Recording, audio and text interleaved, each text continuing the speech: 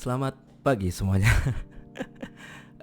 Jadi hari ini kita akan berbicara bukan tentang programming ya, tetapi tentang growth marketing atau growth hacking itu. Jadi beberapa waktu yang lalu gitu ya, saya itu melamar di salah satu perusahaan besar ya di Indonesia, perusahaan media gitu, dan saya tidak diterima. Tapi itu bukan penghalang saya untuk terus belajar dan juga terus berkoneksi gitu ya. Akhirnya saya mencoba untuk mengconnect dan follow gitu orang-orang di perusahaan media besar tersebut gitu. Dan ada satu orang gitu ya yang saya kira dia ini humble banget gitu. Namanya Mas Zidni Qadir gitu. Jadi Mas Zidni ini adalah seorang head di perusahaan media tersebut gitu, dan dia humble banget gitu. Walaupun saya tidak diterima ya, dia memberi saya ilmu, men. Dan ilmu inilah yang akan saya share hari ini gitu. Jadi terima kasih banyak Mas buat ilmunya gitu ya, Mas Zidni. Oke, langsung aja kita akan melihat mengenai tentang growth hacking itu sendiri gitu ya. Berikut adalah presentasinya ya, growth hack, pengenalan, dan framework apa yang akan kita gunakan di growth hacking itu gitu. Jadi tentang growth hack. Growth hack ini merupakan strategi pemasaran ya, seperti yang tadi saya bilang, growth marketing, yang outside box, maksudnya di luar nalar gitu biasanya, yang digunakan untuk mendapatkan perkembangan perusahaan sebanyak mungkin dengan pengeluaran seminimal mungkin gitu. Intinya, bagaimana cara memecah belah task menjadi kecil sehingga dapat diimplementasikan secara terstruktur. Nah, setelah ini kita akan melihat contohnya ya. Contohnya ini saya akan mencontohkan satu aja ya. Di sini ada beberapa contoh gitu. Contohnya adalah TikTok. Saya ingat banget TikTok waktu itu masih kecil, jadi masih kurang gitu ya engagement rate-nya, atau orang itu belum semuanya ke TikTok gitu. Semua teman saya, hampir semua sih, enggak semua ya, hampir semua teman saya itu meminta saya daftar TikTok itu memakai referralnya gitu. Kenapa? Karena semisalkan saya daftar memakai referral dia mendapatkan imbalan berupa uang dari TikTok gitu. Dan saya pun juga mendapatkan benefit tersebut gitu, dan saya bisa share lagi ke beberapa teman-teman saya lagi gitu. Dan itu berhasil ya sepertinya. Sekarang TikTok itu menjadi salah satu platform yang besar gitu ya. Oke, kita lanjut. Nah, jadi sebelum kita masuk ke framework growth hacking ini, ada baiknya kita itu membuat business model canvas, value proposition canvas, dan juga pirate funnel AAA triple R. Sebenarnya saya ingin share ini ya, ketiga ini gitu, cuma sepertinya waktunya tidak cukup gitu. Jadi nantinya kedepannya akan saya buat lagi gitu. Oke, kita lanjut aja. Nah, setelah kita dapat masalah ya dari AAA triple R atau dari business model canvas, itu kita bisa masukkan ke growth framework ini, dimana kita nantinya ini akan mengacu kepada studi kasus aplikasi film gitu. Yang pertama kita bisa lihat adalah gather ideas. Jadi kita mengumpulkan idenya dulu. Yang kedua kita rank ideasnya, kita susun ide mana yang prioritas ya dibandingkan yang enggak. Lalu kita outline test, kita tes menggunakan outline yang nanti kita akan gunakan dan kita bicarakan. Yang selanjutnya adalah work, yaitu mengimplementasikan ide tersebut gitu ya. Dan yang terakhir adalah study the outcome atau the data gitu ya. Jadi datanya itu kita ambil dan kita pelajari sehingga nantinya dari data tersebut yang kurang bagus atau kurang baik itu kita bisa simpulkan ide lagi gitu. Kita bisa brainstorming dan masuk ke gather ideas lagi gitu. Jadi gather ideas, apa sih yang harus kita lakukan gitu ya kebanyakan. Yang pertama adalah melihat data gitu ya. Jadi melihat komplain pengguna, melakukan riset online, melakukan wawancara, survei, user testing, ataupun biasanya kita juga melihat kompetitor gitu. Gimana caranya kompetitor itu menangani AAA triple R-nya itu gitu. Hal tersebut bisa kita lakukan melalui halaman publiknya mereka, contoh website, beritanya dia, sosial medianya mereka, dan lain-lain. Kita bisa lihat kalau misalkan di website itu katakan ya, di website kita itu nggak ada testimoni gitu ya. Dan di website kompetitor kita itu ada testimoni gitu. Dan secara statistik mungkin website kompetitor kita itu lebih banyak didatangi gitu. Kenapa? Karena ada testimoni tersebut, katakan kita bisa mengambil hal tersebut itu menjadi ide gitu. Nah, yang ketiga adalah brainstorm. Ini ya dikhususkan untuk kalian yang mempunyai tim ya. Jadi saya yakin sih semuanya punya tim gitu ya.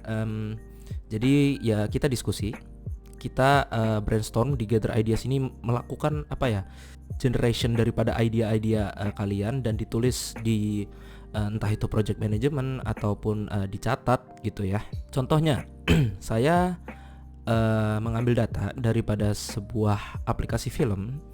Jadi di sini kita bisa lihat ada testimoninya. Kalau misalkan yang pertama itu adalah filmnya itu jadul, udah ibaratnya udah usang gitu ya, tidak ada yang baru dari filmnya gitu. Dan kedua adalah masalah relogin gitu. Jadi si orang ini relogin terus nih, entah itu dari akses tokennya atau dari refresh tokennya, itu saya nggak tahu, tapi dia masalahnya apa, old movies atau filmnya itu sudah lama dan juga selalu relogin gitu ya, logout terus gitu.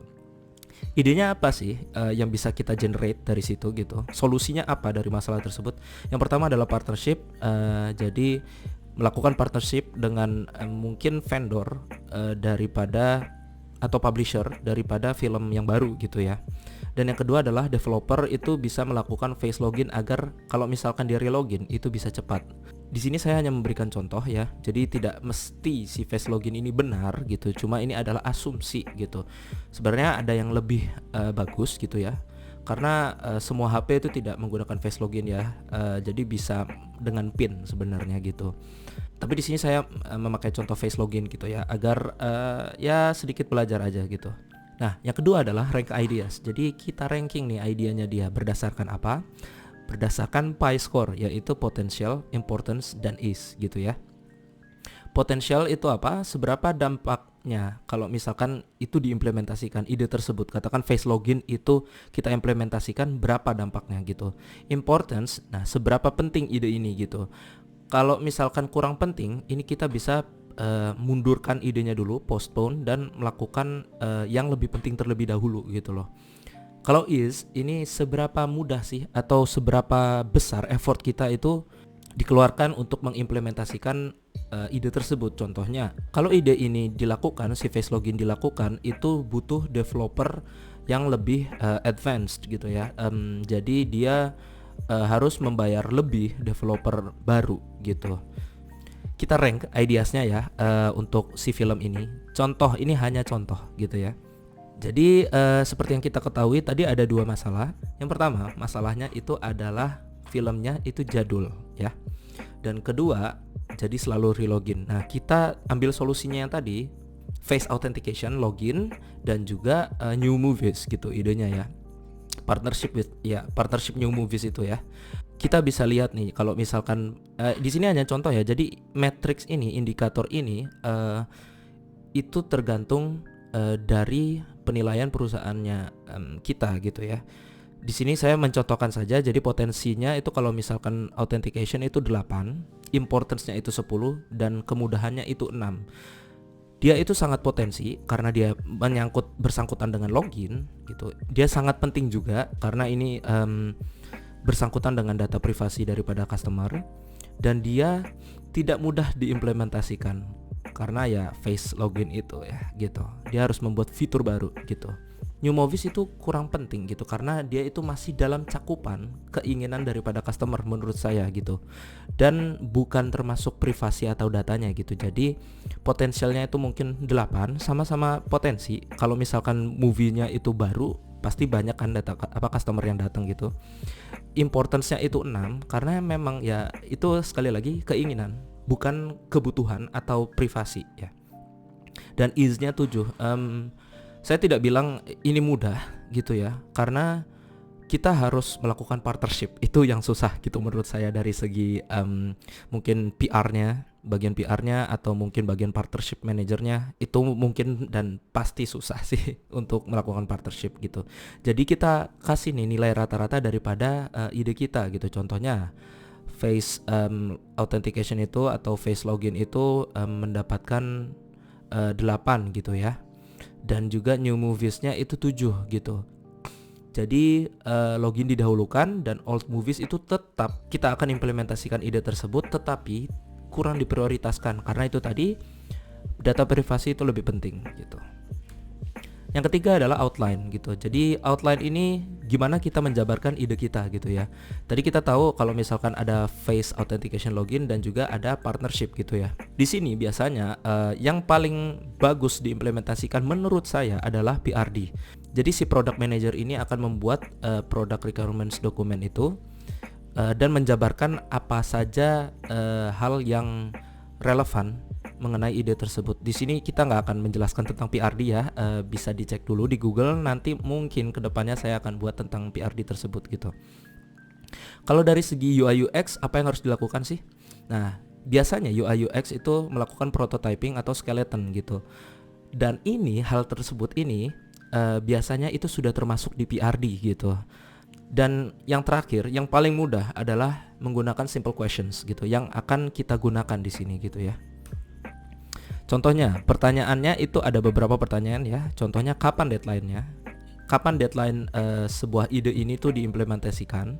Yang kedua adalah apakah bisa diimplementasikan teknologinya? Siapa stakeholder yang bersangkutan? Butuh skill apa? Apa yang harus dimonitor atau pantau? Bagaimana atau kapan ide ini dinilai berhasil? Dan berapa lama waktu persiapannya? Serta efisiensikan kalau misalkan bisa gitu. Jadi contohnya di sini face authentication itu mungkin deadline-nya 1 bulan ke depan. Contoh ya, ini hanya contoh gitu ya. Dan dapat diimplementasikan? Iya, dapat diimplementasikan karena memang sudah ada teknologinya gitu ya. Nah, stakeholdernya siapa sih yang bersangkutan? Tentunya developer, UI UX, dan mungkin ada stakeholder yang lain gitu ya. Saya kurang tahu. Jadi developer itu pasti membuat teknologinya, UI UX itu pasti ya menggunakan prototyping atau skeleton yang tadi. Butuh skill apa sih untuk mengimplementasikan si login ini, face login ini? Ya tentunya kita memang harus tahu ya teknologi apa yang dibutuhkan dan juga skill apa yang dibutuhkan.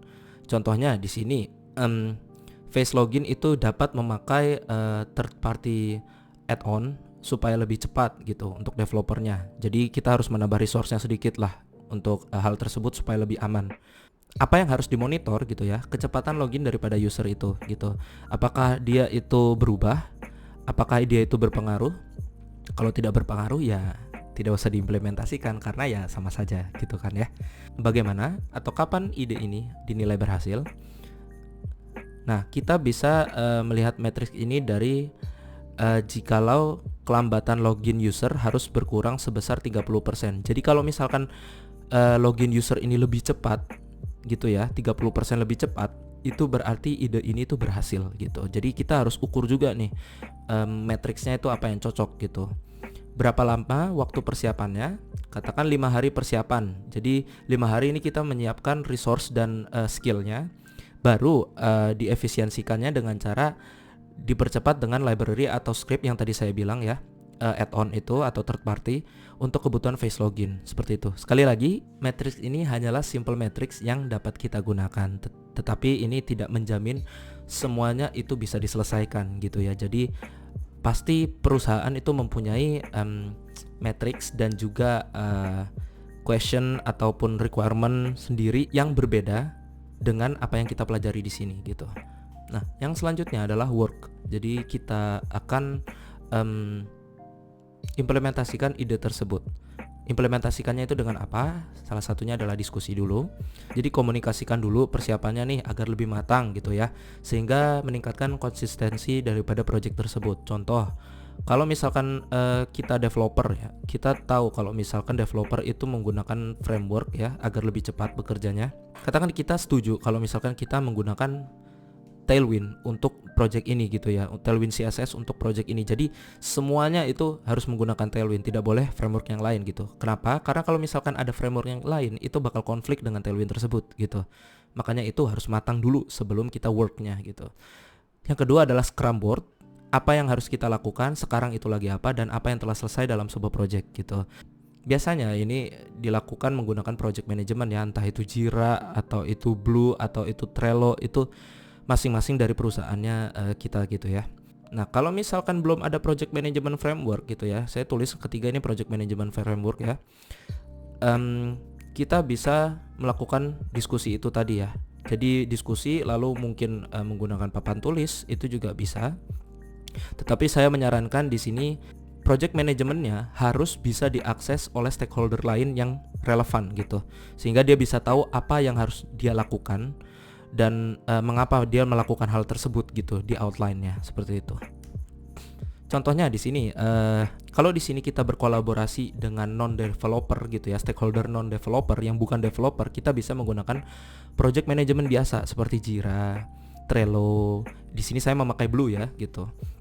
Nah, kalau misalkan kita itu berkolaborasinya sesama developer, mungkin ada project management yang lebih baik gitu ya. Contohnya di sini saya memakai GitHub gitu untuk berkolaborasi bersama developer gitu. Kenapa? Karena di GitHub itu lebih efektif dibandingkan dengan project management untuk masalah perkodingan gitu. Jadi ya saya prefer GitHub kalau untuk developer. Kalau misalkan untuk stakeholder lain itu bisa memakai project management framework seperti itu. Yang terakhir adalah study the data. Jadi kebutuhan data apa aja sih yang akan kita ambil gitu ya. Contohnya kalau misalkan menggunakan FA login atau face authentication login, maka tadi kita sudah bicara tentang kelambatan user akan berkurang sebesar 30% gitu ya. Karenanya waktu dia login itu harus tercatat gitu. Biasanya ini menggunakan Google Analytics untuk mencatatnya. Mungkin juga bisa Google Lighthouse untuk melihat kecepatan loginnya dan lain sebagainya gitu ya. Kedua adalah visualisasi gitu. Kalau misalkan kita itu melaporkan sebuah data ke stakeholder, akan lebih baik jika kita melakukan visualisasi. Karena gini, stakeholder tersebut itu pasti akan melihat gambaran besarnya saja gitu. Tidak mungkin dia melihat angka semuanya gitu, karena itu ya berbeda stakeholder juga gitu ya. Jadi harus disamaratakan semua stakeholder. Ada yang mempunyai angka, ada yang mempunyai visualisasi gitu ya. Nah, kalau misalkan kita punya ide lagi, kita bisa masukkan backlog gitu ya. Nah, contohnya di sini katakan face authentication login, saya bilang tadi kan tidak semua HP itu memiliki autentikasi menggunakan kamera gitu ya. Makanya kita masukkan ke backlognya itu 4 digit PIN gitu ya. Jadi lebih baik menggunakan PIN loh dibandingkan si autentikasi, karena PIN ini semua itu pasti bisa mempunyai PIN gitu, bisa menggunakan PIN gitu dibandingkan face authentication itu gitu. Contohnya di sini saya menggunakan Google Analytics ya. Ini Google Analytics daripada web saya sendiri sebenarnya, jadi berbeda dengan studi kasus kita gitu ya. Di sini kita bisa lihat nih, ini trafiknya tuh dari mana sih? Katakan dari direct langsung masuk ke website kita, terus organik sosial mungkin dari sosial media, atau mungkin dari referral, atau mungkin dari search di Google gitu ya. Terus negara mana aja yang mengakses website kita? Katakan di sini US itu nomor 1 ya dibandingkan dengan Indonesia yang berkedudukan di nomor 2 gitu untuk mengakses website saya tersebut gitu ya. Nah, dari sini dari analisa ini kita bisa simpulkan gitu ke stakeholder. Kalau misalkan pengguna bertambah sebesar hampir 2 kali lipat, di sini bisa kita lihat ya. Jadi penggunanya itu totalnya 24 dan pengguna baru itu 22 gitu. Itu hanya contoh gitu ya. Penggunaan direct marketing menjadi lebih cepat dengan adanya face authentication login, dan pengguna United States dan Indonesia menjadi lebih banyak yang pakai gitu. Karena ada face authentication login itu gitu. Jadi kesimpulannya apa? Framework growth ini dapat membantu kita meringkaskan atau memecah masalah menjadi lebih rinci dan juga detail gitu. Karena kenapa? Karena ide-ide tersebut itu dipecah gitu. Hal ini juga dapat diimplementasikan ke perusahaan kita ya. Kalau misalkan kita memiliki perusahaan sendiri gitu ya, side hustle. Jikalau klien kita itu memiliki banyak ide dan permintaan, tetapi kita tidak tahu harus mulai dari mana gitu. Karena ini yang saya lihat gitu ya di zaman sekarang gitu. Jadi orang itu maunya itu ini itu dan hal itu bagus banget karena itu adalah ide gitu, ide daripada brainstorming. Nah, untuk itu kita harus menampung ide-ide tersebut, jangan sampai nggak dicatat gitu. Karena kalau nggak dicatat itu akan masuknya itu lupa dengan ide tersebut gitu. Nah, yang kedua, framework ini sendiri dapat dijalankan tetapi tidak pasti benar menggunakan framework ini adalah pilihan yang tepat. Ini saya tekankan lagi ya. Mungkin framework yang digunakan di perusahaan masing-masing itu berbeda-beda. Jadi tidak mesti menggunakan framework ini gitu loh, bisa menggunakan framework lain gitu, karena masih banyak framework yang lain gitu. Mungkin cukup presentasi dari saya gitu ya. Apabila ada yang kurang gitu, mohon dibenarkan di kolom komentar gitu. Dan saya ingin berterima kasih lagi nih ke Mas Sid nih ya, karena telah membagikan ilmu growth ini yang sangat penting menurut saya kepada saya gitu. Saya ucapkan terima kasih sekali lagi dan sampai jumpa di pertemuan selanjutnya.